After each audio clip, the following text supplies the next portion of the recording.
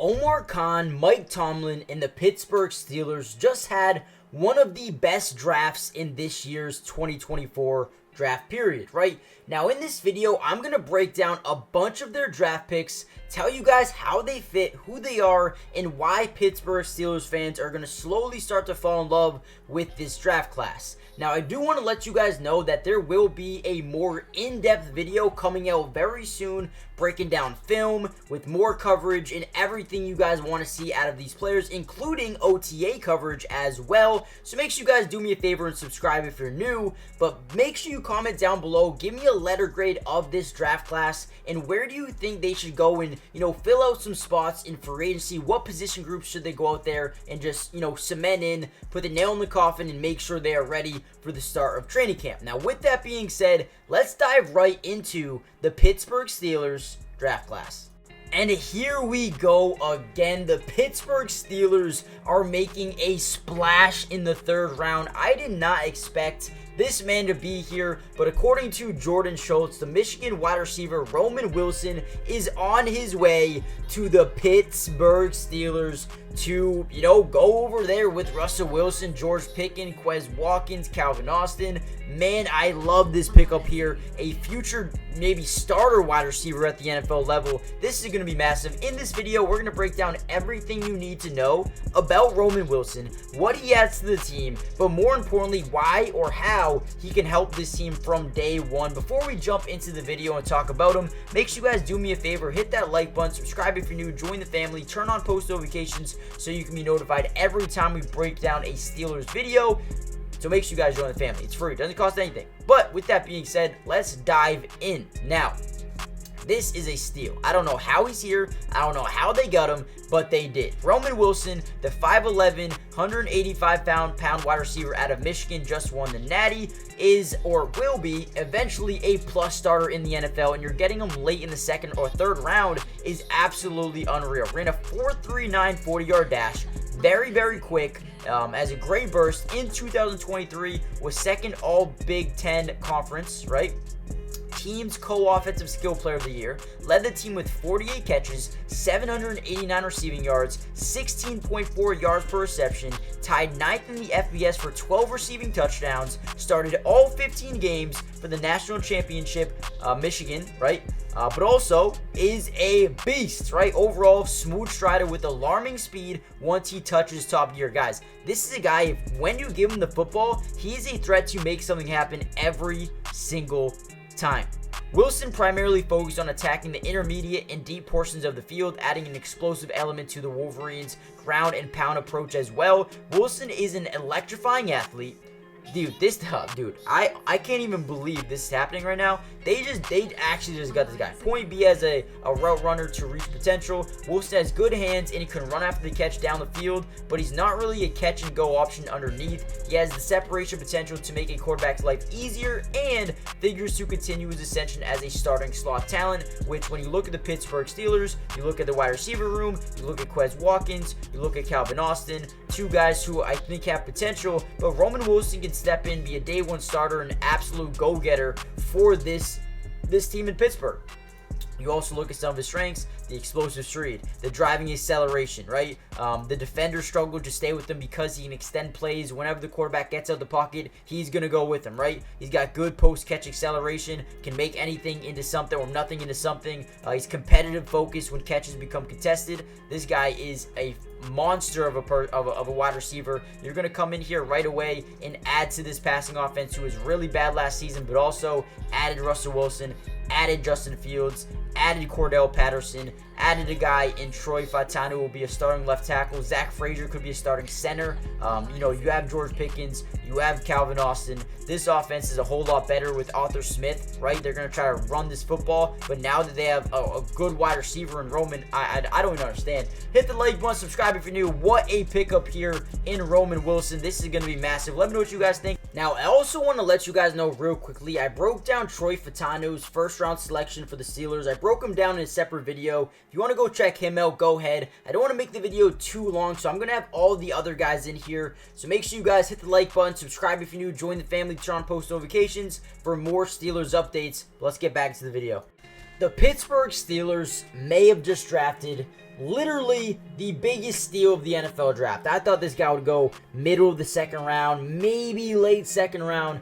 There was no way in my mind this guy was falling to the third round. No way in my mind. I think he is probably one of the most underrated linebackers in the NFL draft, and the Steelers get him right to close out the third round. Pittsburgh Steelers are selecting linebacker Peyton Wilson with the 98th overall selection. He had an 89.9 PFF grade in 2023, which was third among all linebackers in this year's NFL draft. Let's jump into what Peyton Wilson brings as a player. Guys, you just got a guy who is ranked, will eventually be a plus starter. You got a future, maybe star late in the third round here from NC State. I don't know how they did it. I don't know why he's still here. But 6'4", 233 pounds, absolute unit. I mean, look at these grades. First overall in total score for linebackers, second for athleticism, fifth for production score. This dude was a monster in the combine, right? You also look at his 2023 stats. He won the Chuck Bednarik Defensive Player of the Year Award, the Buckus Award, Nation's Top Linebacker, First Team Associated Press All-American, ACC Defensive Player of the Year, First Team All-ACC, finalist for the, dude, I mean, Nation's Top Defender Award, ranked 5th in FBS with 138 tackles, tied for 7th with 17.5 TFLs, started 12 games, 6 sacks, 3 interceptions, 1 return for a touchdown, 6 PBUs, and a forced fumble.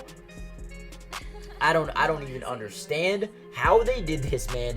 But let's look. Wilson's length and athletic profile could certainly push him up the board for some teams. Like I said, should have been an early second round pick. But his history with some injuries is what is scaring people. But again, if he doesn't have injuries, he is going to be someone who is a steal, right? He's free-flowing in pursuit and is at his best in his as a run and hit hunter rather than a static defender faced up with downhill blockers. He has the burst to shoot downhill and make a tackle for a loss, but lacks the demeanor to play strength to consistently leverage run fits. Wilson will find himself near the football frequently when allowed to play freely and avoid the mess in the middle. He has third down ability as a blitzer and a talented cover man who can play zone or man coverage. Right away, you see versatility. A guy who can drop back into his zone, get the mid-read, a hook curl, drop into a flat, but also can cover some tight ends, can cover some running backs out the backfield and man-to-man coverage. I think if he doesn't have that medical problem, he's maybe a late first-round pick, early second-round pick. He's long, athletic. He showed wide receiver-like speed at the combine. A 4.43 is unreal. Rangy to find his way into a high number of tackle opportunities. Boom. Has the hands and eyes to dart into passing lanes, take the ball away. He's got burst and lateral agility, creating blitzing potential for gaming fronts, right? I mean, unbelievable. Unbelievable for the Pittsburgh Steelers here. Probably the biggest steal of them all. You bring him alongside, start developing behind Patrick Queen, behind Landon Roberts. You still have Mark Robinson, someone they thought was going to be nasty or really good in training camp, right? You also have Cole Holcomb. I mean, he's going to develop behind some really good players. They even love Nick Herbig as well off the edge, but this guy's going to bring a different type of beast in training camp. OTAs, I mean, I'm so excited to see what he can do. Mason McCormick is a guard out of South Dakota State, a guy who was absolutely nasty in terms of athleticism. 93 overall athleticism score, second best among all guards, and 5th overall among all guards in total score as well. Not the most production, but was really good in terms of what he's done in the combine. First Team Associated Press FCS All-American. He started all 15 games at left guard for the national champions and was a team captain overall. You look at a leader, a guy who's projected to go in the 5th round. You got to take your guys when they're available. He's been a 3-year captain who brings in an incredible amount of starting experience, toughness to the table. We think McCormick plays with tightness in both his upper and lower half. That shows itself when he's forced to make athletic plays. He can put on a show with his athletic testing. He's got rare durability, never is injured, starting 57 consecutive games in college. Love to see that right away. You look at his adequate grip strength, creates momentum and bangs into opponents on short pulls.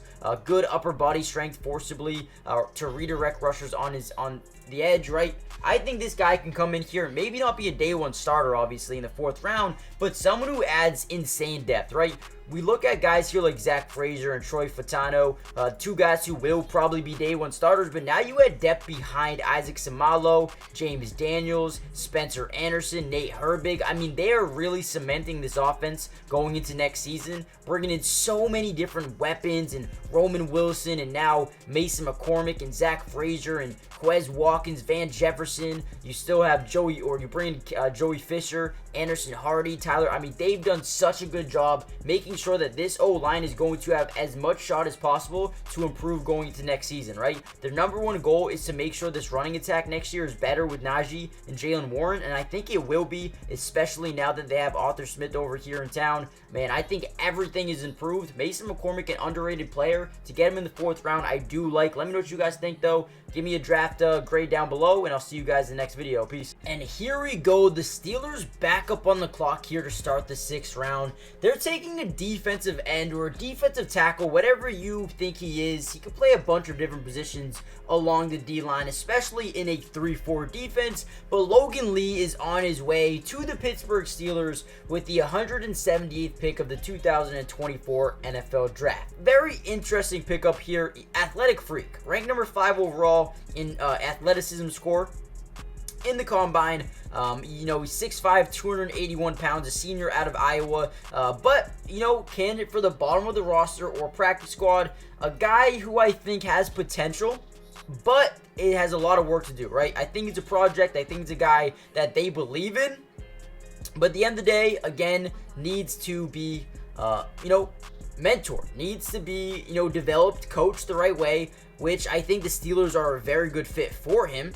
Now, they said projected, free agent, maybe round 7, goes in round 6. Now, durable 3-year starter as an undersized defensive tackle, which is why I think the Steelers move him at defensive end. Lee has the size and length of a 5 technique, but might not possess enough twitch and power to control blockers from that spot. He's got he's good strength, but needs time to ramp it up. I think he's a guy that, could be practice squad, could take some time for him to develop, but I think the thing is, he's a hard worker, very hard worker, trains really hard, works hard, wants to be better, wants to continue to improve. And I think he's one of those guys that just has that mindset.